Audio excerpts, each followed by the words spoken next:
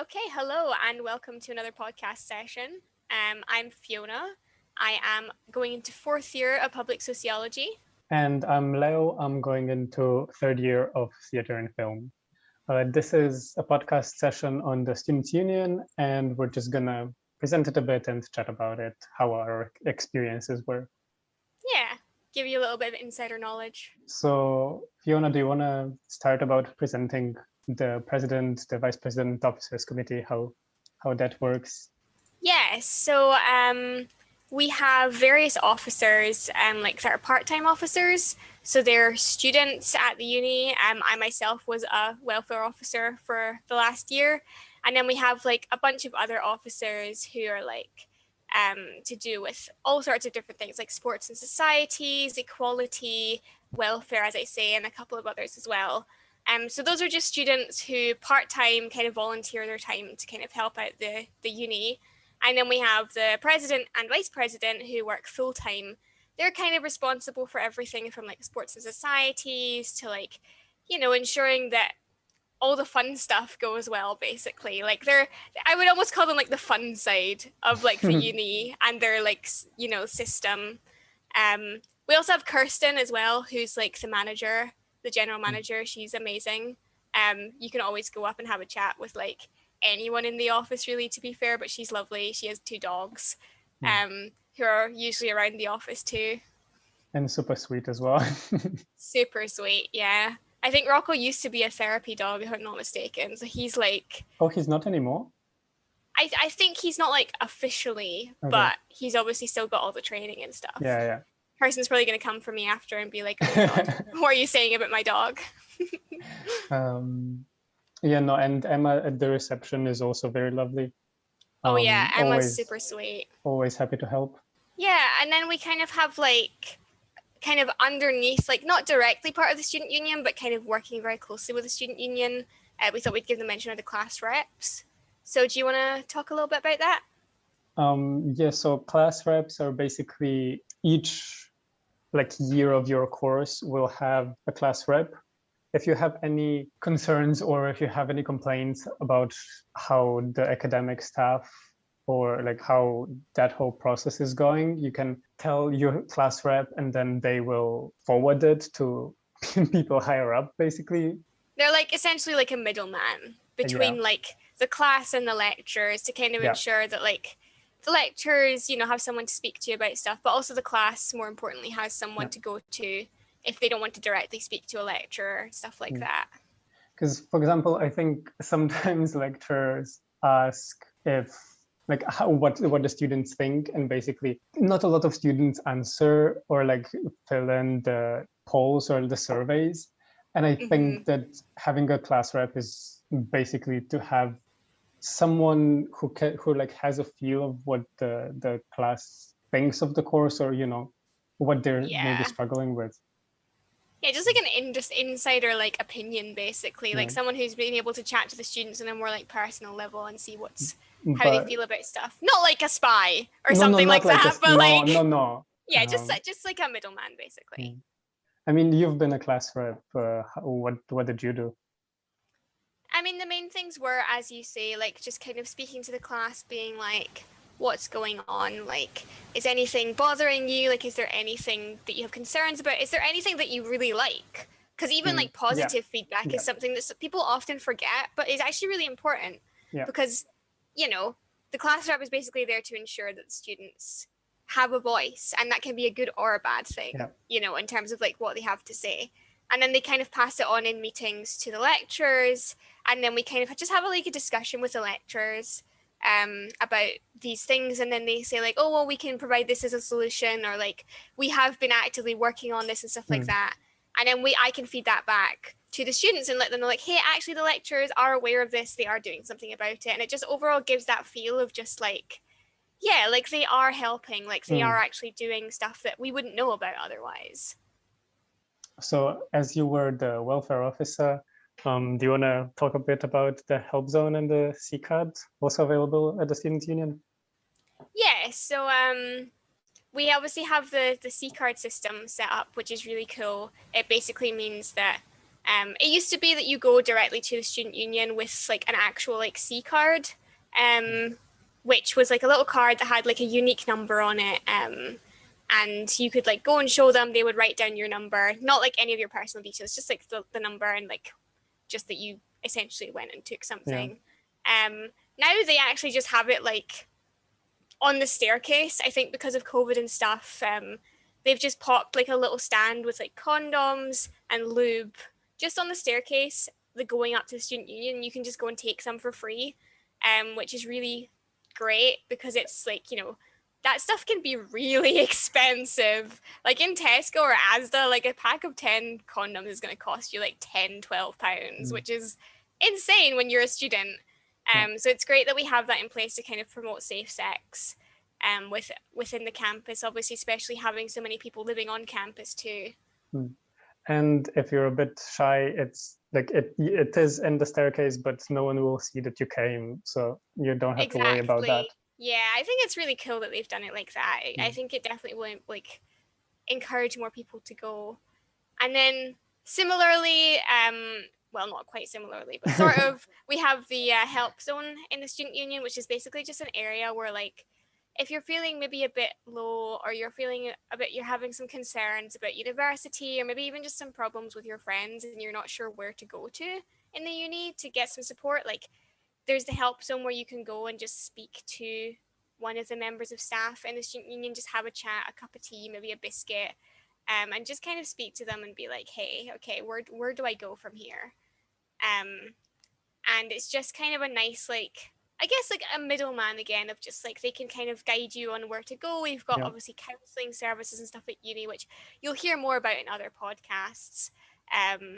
But they can kind of guide you in that right direction, or even just give you like a 5-minute break with, like, as I say, like a cup of tea and a chat and petting some dogs, which is always nice. Yeah. But yeah, I mean, moving swiftly on, we've got downstairs, we have Maggie's. If you want to tell us a little bit about what Maggie's is. Yeah, sure. So Maggie's is it a pub or it's not a pub, it's a bar. A bar and cafe, I think. Canteen. Yeah. Somewhere in the middle. A lot of people go in between breaks to like grab lunch or just a coffee. The SU hosts a lot of events there. Societies have fundraisers there. In non-COVID times, there's always something going on. Also, Res Life hosts events there. They have burgers and bingo.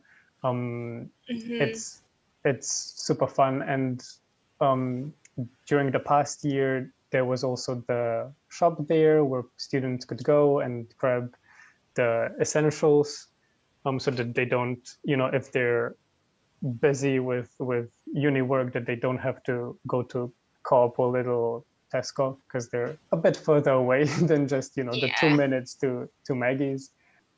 Yeah, Maggie's has been like a great hub for. No, I don't think so. I think you've covered it really well. Like Maggie's has been a hub just for all sorts of like activity over the years, and will continue to be, I'm sure. Yeah, and they've worked throughout the whole like pandemic. They had a takeaway, which has been great for a lot of students. Yeah, myself included. I've definitely used that takeaway service a lot.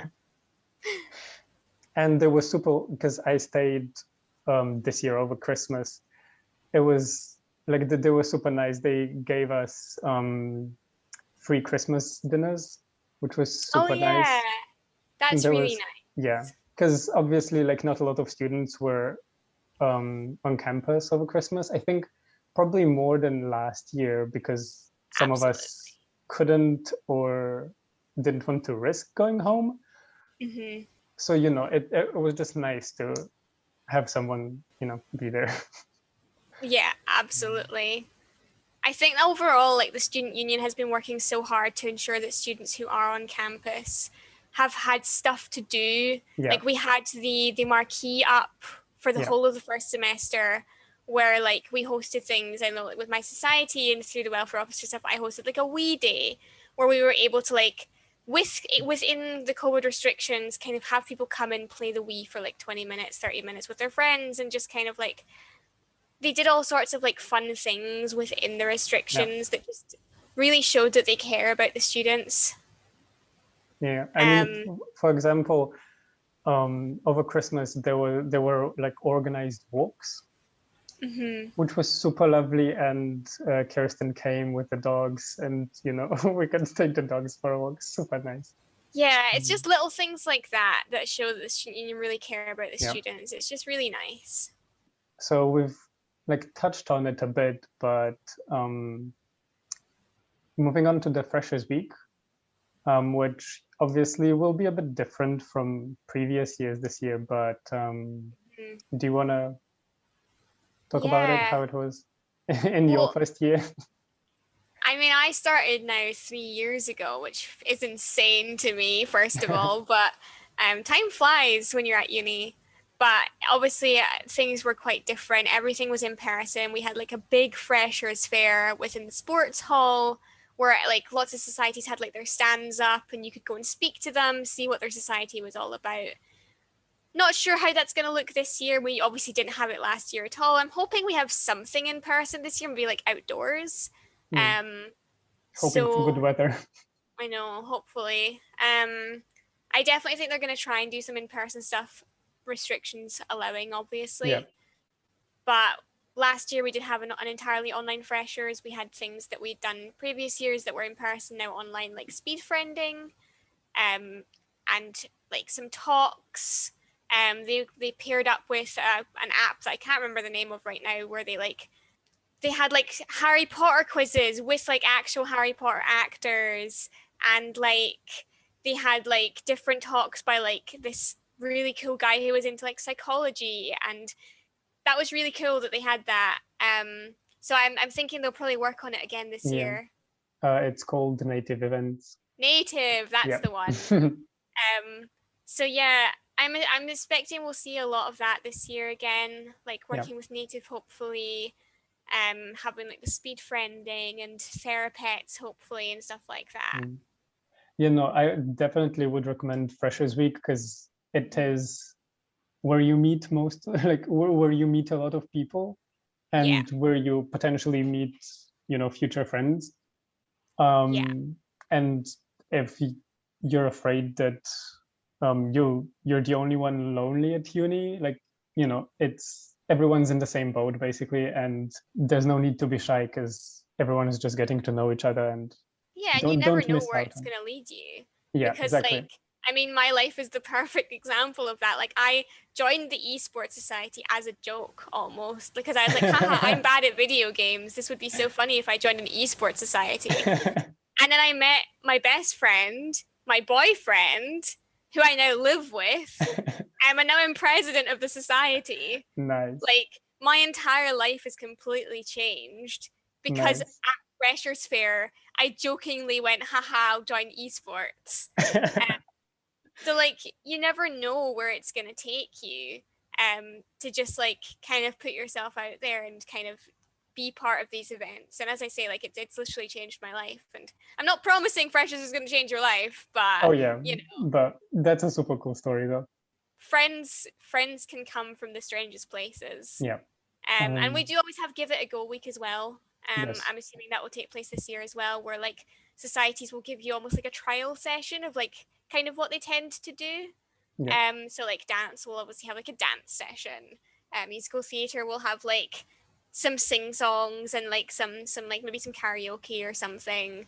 And everyone will just kind of show off what they do, and you can get a better feel for like, okay, I enjoy this, or like not really for me. And there's also always people from like years above you, so that you get a feel of how the society is, and you can always just like go to them and ask them, how it was in previous years, or like what they did. I mean, the societies would usually present that, but just to have like a personal view from someone, and it never hurts to get to know some like people from years above, because you never know, it might help. Yeah, absolutely. And I mean, leading on from kind of that talk, we have loads of different societies at the uni. I mean, obviously, as I say, like I'm president of the esports society, but we have like the African Caribbean Society, I believe they're called. Yep.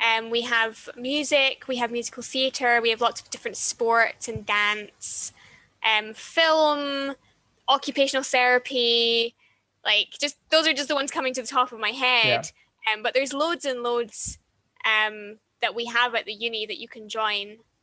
And you can also always start a new society. It's like pretty easy. You need 10 people that would join the society, and then you approach the student union vice president, and they'll take you from there, like through the process, basically. That's how I started the film society with a couple of my friends in my first year. Yeah, which is super cool. Like, I mean, film society's been doing really well over the past few years, and it was literally, you know, same with esports, just a couple of pals wanting to start something, and now like it's become something way bigger. Societies aren't free to join, but they're also not expensive to join, most of them. The sports tend to be more expensive because they have like, you know, you might get hurt. And also they have like kit, and they have like a lot more things to pay for. Like esports, for example, we barely charge anything because it's video games. Like, do you want to explain how insurance works quickly? Yeah, sure. So you basically have 3 levels of insurance: low, medium, and high. And it depends on basically the risk that of your injury within. It sounds very like morbid. It sounds like, you know, there's such a high likelihood of it happening, but honestly, I like from the top of my head, I don't know of anyone who actually got hurt. Yeah. But it's literally an insurance. Yeah, like it's to make sure that if you get hurt, you're covered. Yeah. And then it depends, you know, how big the risk is. For example, if it's just inside of the uni and just a couple of people meeting up, it's the low one. Depends on how physical it is. Obviously, you know, contact sports will have a higher one, but yeah, so you have to pay insurance. Like if you join a sport and you pay high insurance for that, you don't need to pay insurance for any other societies. But if you pay low insurance for, say, if you want to join the film society, and then you want to join, say, musical theatre, I think has medium, you would have to like upgrade to medium basically. But you don't have to buy insurance for every society you join. You pay one insurance for all societies, and just whatever the highest is. In fact, though, film society has medium. Do you actually? Okay. Yeah, we have medium because no worries. It's just because of filming, and there's you know, it can be outside, so you don't know what's gonna like. There's potentially a risk, but depends a bit on the production. But yeah, that's interesting. I mean, even that's a good example of like, so esports is low, because we don't do anything apart from play video games and talk about like nerdy stuff like anime. So like you're not gonna get hurt, especially online, but like in person as well. Like the biggest concern is if you trip over a cable. But yeah, I think that's pretty much, you know, a general overview of the student union. Do you have any like final words you would like to add? Don't miss Freshers Week. Yeah. Because, you know, you'll be sorry, and there's a lot of stuff happening, and it keeps you busy the first week, and it keeps you like, you constantly meet new people, and if you don't necessarily like the people you end up in a flat with, like in halls, you know, it's not a problem because you're gonna meet loads of other people. Yeah, I agree with that. Definitely go to Freshers, make the most of the opportunities. Even if you're not going into first year, if you're direct entrant going into second or third year, it's still worth it. There will be so many people like you that are not, you know, coming directly from school, for example, or if they are direct entrant, like there are people out there like you. You just need to find them. Also, it's not only first years that go to a Freshers Week. Yeah, I go to Freshers every year. Yeah. I love it. It's great. It's fun. Yeah. But yeah, I think that pretty much sums it up. Yeah, well, thank you for listening, and that's us on the Student Union.